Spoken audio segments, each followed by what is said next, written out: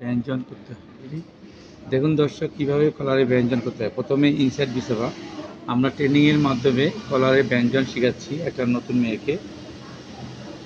প্রথমে ইনসাইড বিছাবা, তারপরে এই কলারটাকে মিডল পয়েন্টে এই ধরবা, ধরার পরে এই ভ্যানটাকে ধরবা, এই যে প্যান্টটাকে এই ভ্যানের সাথে আগে এই মিলাবা, এই অ্যালাউন্স দিয়ে এটাকে সমান দেওয়া, ধরার পরে এই ধরবা, এই কলারের এই পয়েন্টটা এটা মিলে যাবে।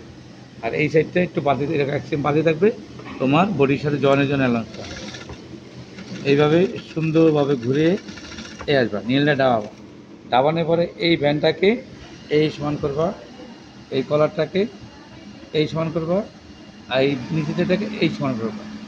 এরপর ভ্যান তুমি ঠিক করবা, যদি এখানে ঠিক না থাকে এই ভ্যানটাকে নিচে আগাই নেবা, টান দিয়ে দেবা, তারপর এই এক টানে চলে যাবা যাতে প্যাডালের উপরে কোনো সিলি না পড়ে।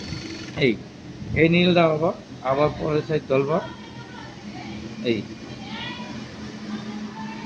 এই আসবা, এই প্যান্টটাকে এই নিবা, এই প্যান্টটাকে এই নিবা। তুমি যদি এই কাজটা শিখতে পারো তোমার জন্য অনেক লাভ, বা একটা ভালো একটা প্রসেস শিখলা অপারেটারের। এই ধরনের প্রসেসের অপারেটার অনেক মূল্য। এই ধরে আবার মন করে যাতে প্যাটার্নের উপরে সিঁড়ি না পড়ে। আমি স্টিচ ঘন করে দিচ্ছি যাতে তুমি অল্টার কম হয়। এই ধরবা, ধরে একবারে শেপটাকে এক টানে এই এই চলে গেল।